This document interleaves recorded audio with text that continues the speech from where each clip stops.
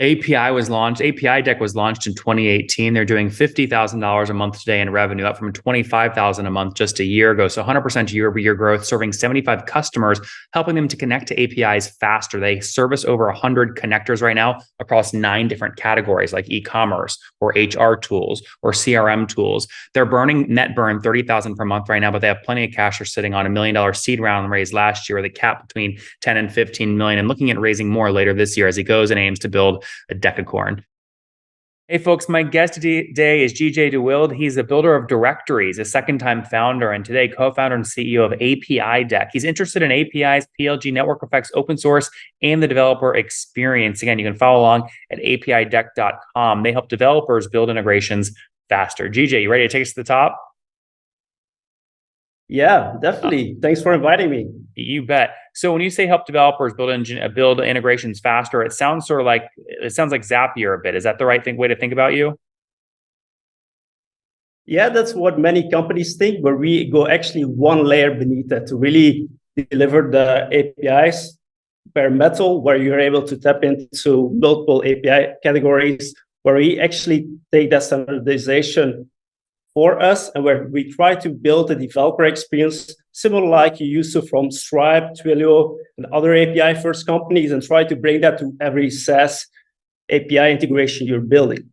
So are you helping, like if FounderPath wants to launch our own API, you'd help us launch that, or you'd help my engineers work with other APIs? We help your engineers connect to other APIs. That would be the setup. I see. So like Codat, for example, does this in the fintech space, or Plaid and Teller do this for financial data and bank transactions. This is what you're doing, but to connect to any SaaS platform. Exactly. And Codat is one of our competitors. Ah, okay. Are you better than them?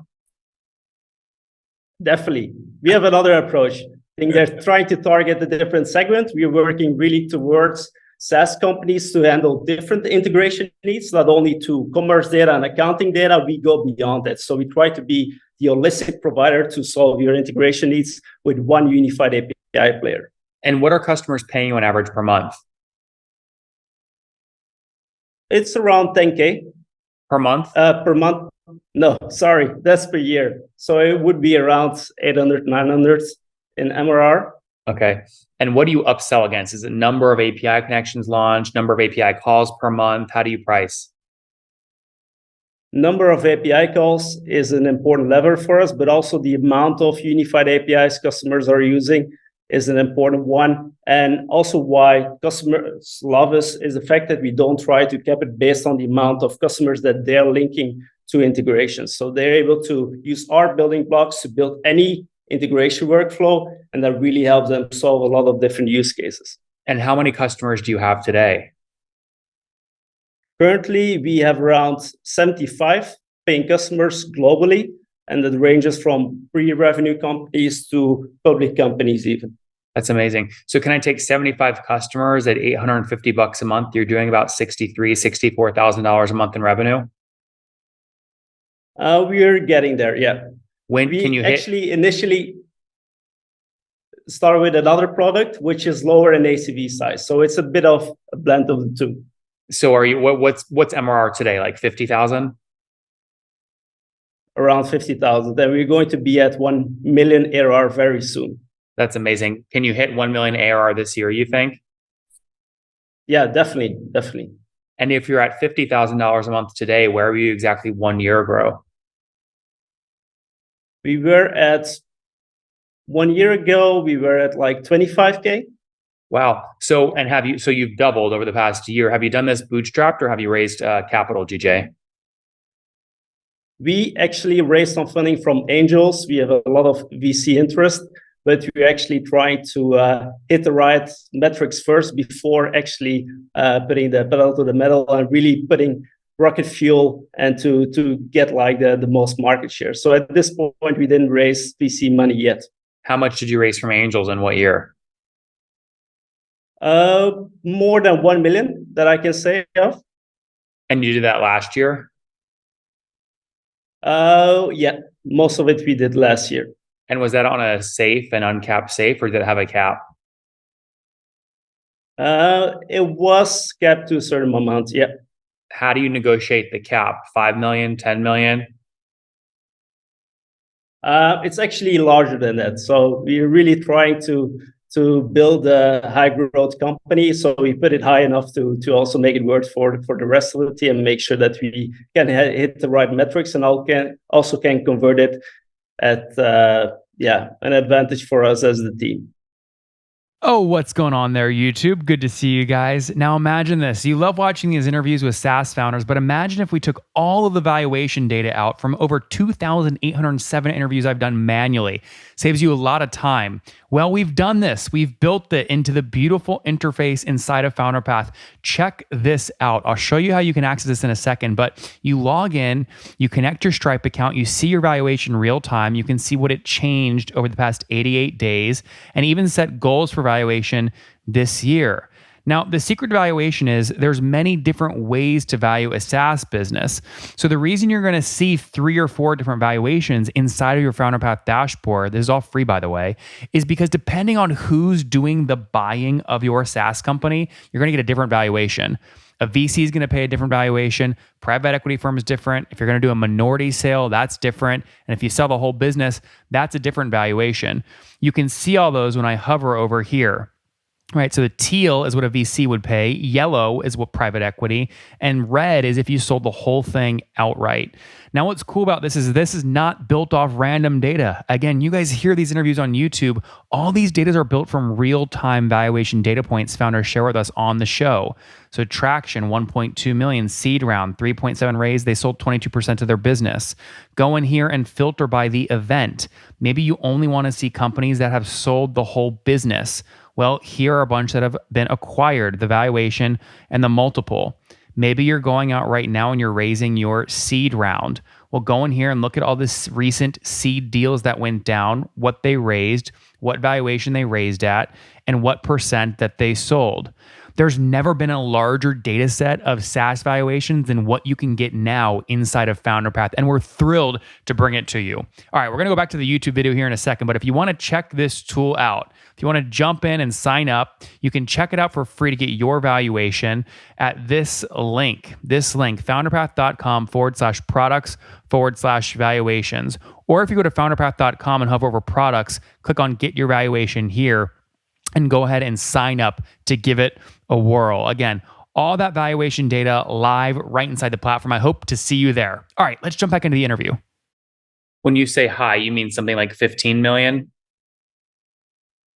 It's a little bit between 10 and 15, let us say. That's perfect. How were you able to get that cap, considering you were only doing at the time 25,000 a month in revenue? Good question. I think what charmed our angels was mostly the amount of customers that are coming in bounds, discovering ApiDeck as a platform. Also, the amount of connectors and APIs we already shipped with a very small team. How many? And also the TAM. How many APIs have you shipped? Now around 9. We just shipped an e-commerce API and issue tracking API last month, so it's going fast. How many? So like when you say API shipped, you mean like the HubSpot API you now connect with, the sales, like what do you mean by that? APIs are really the unified APIs that we have, like accounting data is one of those, e-commerce data, CRM data, HRS data. So just to be clear, like you have CRM API, and then you list Zoho, Salesforce, Pipedrive, and then you have HRIS API, file storage API. So when you say 9 APIs, you have 9 categories of APIs launched, like CRM, Correct. File storage, accounting. But under each of those, there's a bunch more integrations. How many do you have under each of those altogether? Now, a little bit more than 100 recently. So we're shipping a lot of new connectors. I think we had like 15 in the last 4 weeks. So it's going pretty How do you fast. keep these all up to date? I mean, we integrate at FounderPath maybe like 6 or 7 APIs, and they're always changing. I mean, it takes 2 full-time engineers just to keep them up to date every week. How do you keep 100 of them up to date? Good question. We initially invest a lot of resources in trying to automate as much as we can of the magic internally by looking at how others' APIs behave, creating specs around those APIs to have a real contract, how they should behave. And then we built our own API monitoring solution, which is open source, called Portman. And that enables us to monitor those APIs for changes. And that can also help us with scaling and making sure that the integrations that our customers are relying on, that they don't break, and that we can also easily scale now from the 100 connectors in the coming years to 1,000 or maybe 2,000 different connectors for our customers. Very cool. When did you launch the company? What year? We launched it in 2018 with our first product, and actually launched only our first unified APIs 1.5 years ago. So between 2018 and 2021, when you guys, it sounds like you were maybe pre-revenue, how are you making money? How are you paying your bills? Yeah, at that time, it was mostly my brother and me at that time, and we were already closing some customers. We had a few small angel tickets, and that enabled us to really build the foundation that we are able to use today to really scale out the platform, map difficult APIs to our platform, and really were able to focus on quality. And that enabled us to accelerate now in the past 2 years as well. And how do you think today about profitability? Are you guys generating a profit monthly today, or are you still burning money each month? We're still burning each month, but it's manageable at this point. And we're also looking to raise VC money in the upcoming year.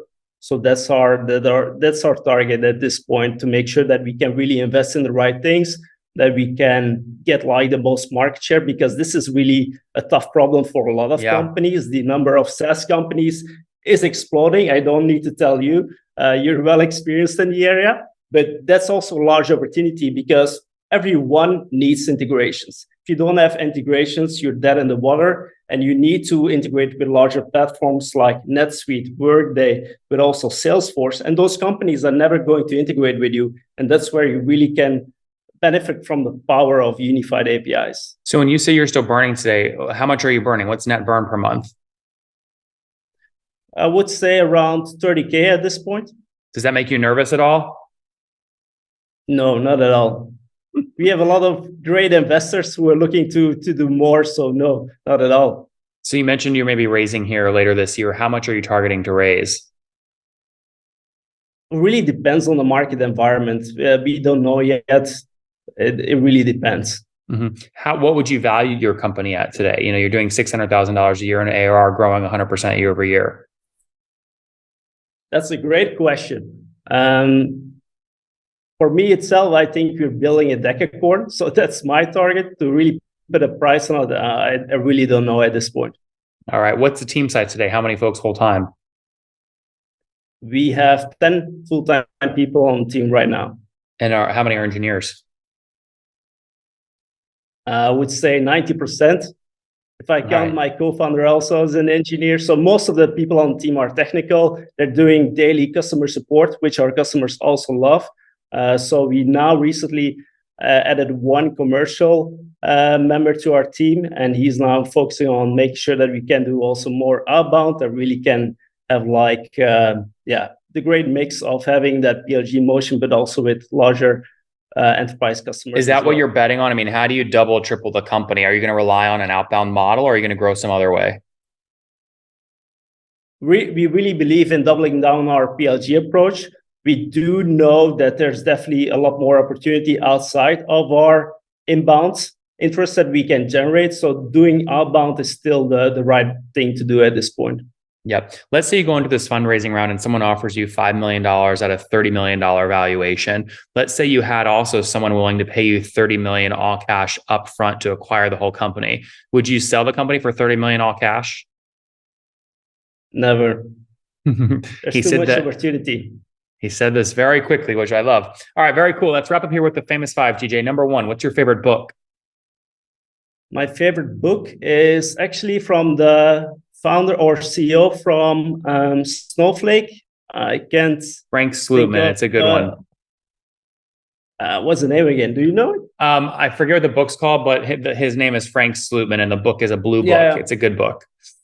It's insane. Number two, is there a CEO you're following or studying right now? Jason M. Lemkin is not really a CEO anymore, but I love the content that he's putting out daily. So I really love his approach. Number 3, what's your favorite online tool for building API deck? Whoa, great question. I would say online tool, can it be open source? Sure. Open API specs. So it's more like a concept, but that's really what's driving most of our automation and making sure that we can build the right stuff. Number 3, how many hours of sleep, or 4, how many hours of sleep do you get every night? That ranges, I would say around 5. Okay, and what's the situation, GJ? Married, single, kids? I have a girlfriend, but not married yet. No kids? No kids. All right, GJ, and how old are you? I am now 32. 32. Last question. What's something you wish you knew when you were 20? That you need to have patience, that you can't brute force any problem, that you need to wait for the right moment for a certain idea or concept to get traction. So be patient, and then you will get lucky.